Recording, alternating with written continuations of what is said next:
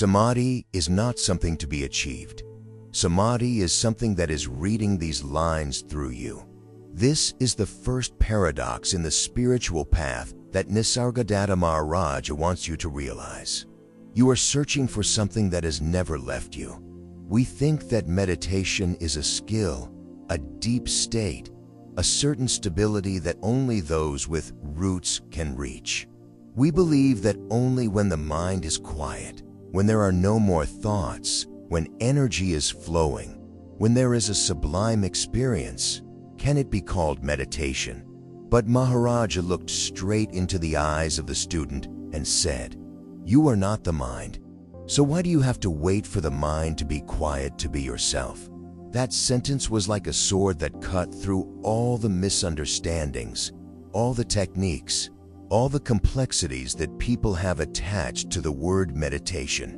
You do not need to quiet the mind. You do not need to create samadhi. You don't need to be a good meditator, because samadhi is already your own unchanging foundation. When you ask me, "Why can't I meditate?" you are actually asking from a place you are not. You are asking from the mind, and the mind cannot meditate. The mind can only function, think, remember, imagine, analyze. Meditation is not of the mind. Meditation is of the knowing mind. And the biggest paradox is, you are trying to meditate with something that cannot meditate, like a wave trying to become the ocean when it has always been the ocean. When you realize this, you will feel half the journey is lighter. You no longer try to force yourself into the mold of a person sitting upright, breathing evenly, trying to block out thoughts. You begin to return to the nature you have forgotten. Presence, being, I am, presence. In the Vedanta tradition, samadhi is not a destination. Samadhi is pure consciousness realizing itself. There is nothing to attain. There is only what is present, seen for what it is. And that is the truth this article is about to reveal to you. Samadhi is always there, but you are not present to see it. The real reason you cannot meditate, the illusion of the meditator. Nisargadatta Maharaj said a sentence that puzzled many meditators. There is no meditator. There is only awareness. When I first read this sentence, my mind still reacted. If there is no meditator, who is trying to sit down? Who is trying to practice? But gradually, I realized the knife-sharp nature of this teaching. 1. The biggest mistake is to see meditation as an I activity. You say, "I want to meditate," but do you realize it? When you say I, you are talking about the ego, the one who is trying to do something to become better, deeper, higher. It is this I that is the barrier that keeps you from ever realizing samadhi. Because samadhi is the absence of I, Maharaj said, just let go of the one who is trying to attain samadhi. Samadhi appears. Samadhi does not come from effort. Samadhi appears when effort disappears. Meditation does not come from effort. It comes from letting go of what is trying. 2. The mind cannot meditate, so it makes you believe that you have failed. Have you ever wondered why when you try to meditate, the mind becomes more chaotic? Why is it that the more you want to be quiet, the more restless you become? Why is it that the more you try to let go, the more attached you become? Because the mind is not made for meditation. It has only two functions: think, react. And when you tell it don't think, it thinks more. When you tell it be quiet, it becomes less quiet. The mind is very good at only one thing: resisting whatever you force it to do. So when you say, "Why can't I meditate?" I want to tell you the truth that Maharaja pointed out. You are not failing because you are weak. You are failing because you are doing the wrong thing. You are using your mind to do the work of awareness. 3. The most subtle mechanism of the ego, creating a spiritual goal. Do you realize it? When you want to meditate well, to attain samadhi, to attain enlightenment, the ego is immediately clothed in a new garment, a spiritual robe. It becomes a seeker of enlightenment. But the ego, whether sacred or ordinary, is still the ego. Maharaj says, the ego wants to continue becoming something. Meditation is the end of all becoming. Meditation is not about evolving into someone else. Meditation is not about achieving a sublime state. Meditation is not about becoming enlightened. Meditation is simply returning to yourself before all ideas about yourself. For there is no meditator, only knowing meditation. When you sit down, close your eyes and observe your breath. Who is observing? Is it the body? No, the body just breathes. Is it the mind? No, the mind just thinks. So who is knowing? Who is seeing the thoughts arise and disappear? Who is noticing the emotions arising? Who is witnessing the noise, the silence, the discomfort, the desire? That is pure awareness. In Advaita Vedanta, it is called Atman, Chaitanya, witness. In Maharaj's teachings, it is called I am. When you are in I am, you no longer need to meditate. You are meditation. The truth, Samadhi, is always there. You just forget to look. Dear friend, here is a truth that not everyone is ready to accept because it shatters all the beliefs our minds have built up since childhood. Samadhi never comes and never goes. You only leave yourself and get lost in your mind. 1. Samadhi is not a state. It is the fundamental nature of being. Newcomers to the path of meditation often misunderstand Samadhi as a special state. Absolute peace, the complete dissolution of thoughts, the merging with light, a feeling of ecstasy, or the feeling of no I. But these are just experiences, and all experiences come and go. Samadhi is not really an experience. Maharaj says, what comes and goes is not real. Real Samadhi is that which neither comes nor goes. Everything that changes is not your essence. It is only a temporary form. Samadhi is seeing through all states.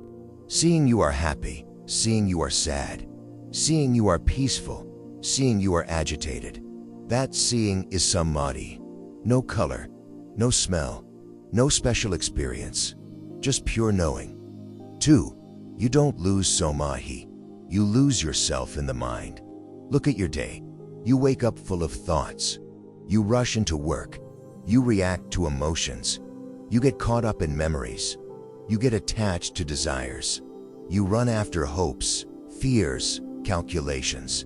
You live entirely in the mind, not in the knowing. So you mistakenly think you have lost Samadhi. But no, Samadhi has never left you for a second. It is like the sky is always there, motionless, vast.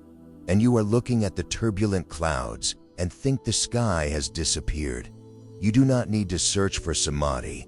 You just need to stop identifying with the clouds. 3. Samadhi is always there. You just look in the other direction. Imagine the sunlight in the morning. Whether you close the door, pull the curtains, cover your head with a blanket, the light is still there. It is not that the sun has disappeared. It is that you have turned your back on it. Maharaj said, there is no need to go into Samadhi. Just stop moving away from it. When you sit in meditation and try to attain Samadhi, you are turning your back on your true nature. You are looking at a future goal and missing what is already there. Whereas Samadhi can only be realized in the absolute present, in this very moment. Right now as you read this, nothing added, nothing reduced, no technique, no effort, just looking back at knowing that is knowing. For Samadhi is not created, it is realized. You may hear this 100 times and still not understand, because the mind always wants to convert everything into action. The mind asks, how to attain Samadhi? But this is the wrong question from the beginning. You cannot attain what you already are.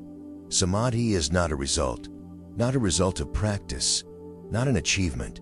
Samadhi is the primal essence of being, which you were before the body came into being, before the mind came into being, before any idea arose. You do not need to become light.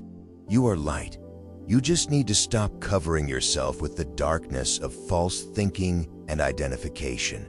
Why does the more effort the practitioner make, the farmer, the more one tries to meditate, the more one tries to calm the mind, the more one wants to attain enlightenment, the further the path opens, the more obscure, the more arduous. Why is that?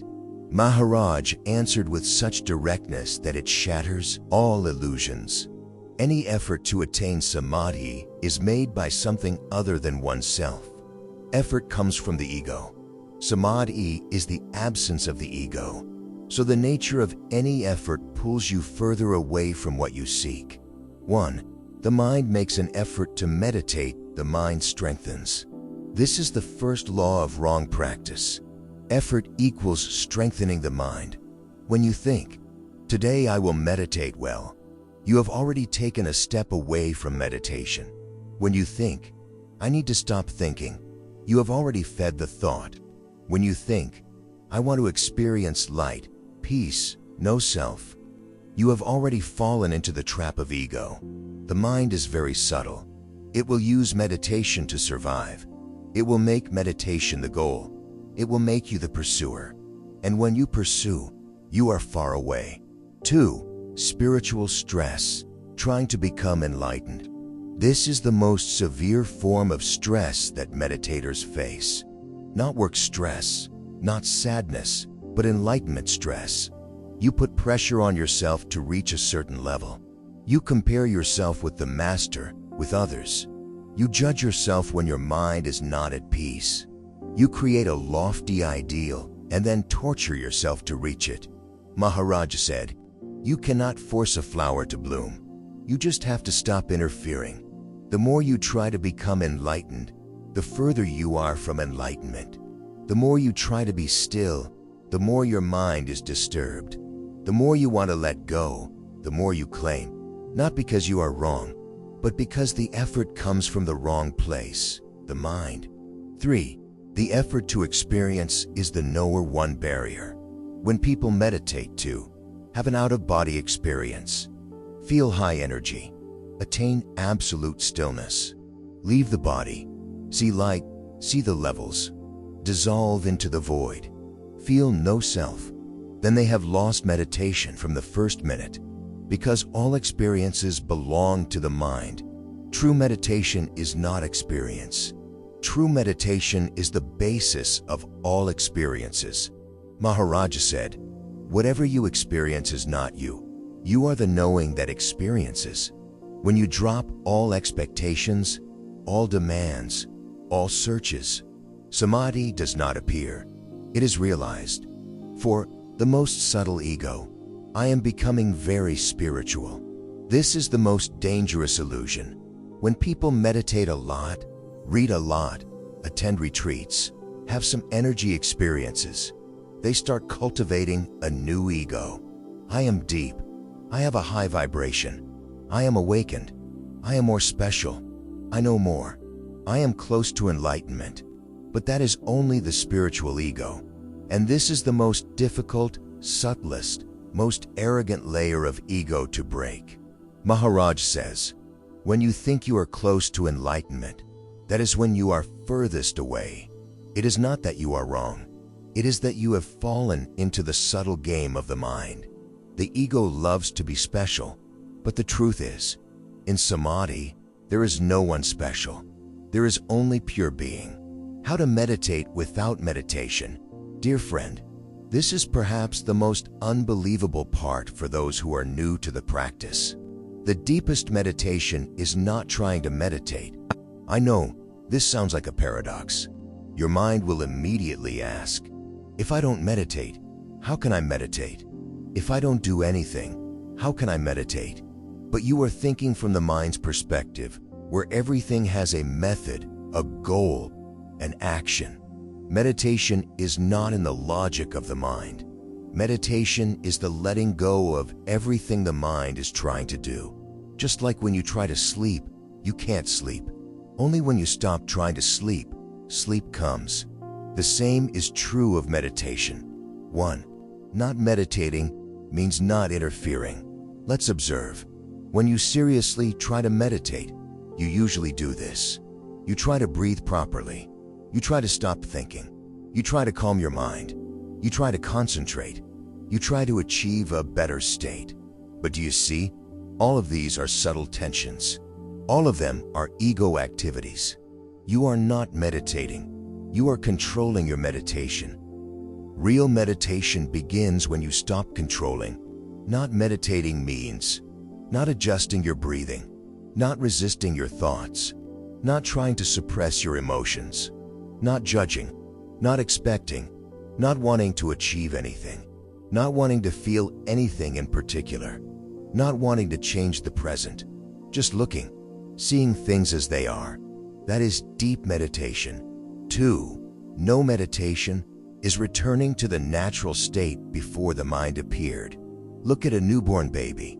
It does not know meditation, but it is a natural samadhi, not clinging to memories, not clinging to the future, not pursuing goals, not resisting emotions, not trying to be special. It is just pure presence. You have been in this state before. You have not lost it.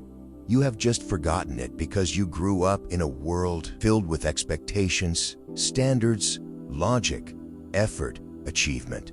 No meditation is returning to that naturalness. 3. Meditation without effort is like the surface of a lake that has no ripples because it does not try to be flat. Do you see the surface of a lake that is calm at night? It is not smooth because it tries to be flat. It is smooth because it is not disturbed by the wind. Your mind is the same. You do not need to force it to be still. Just do not interfere. Do not resist. Do not seek.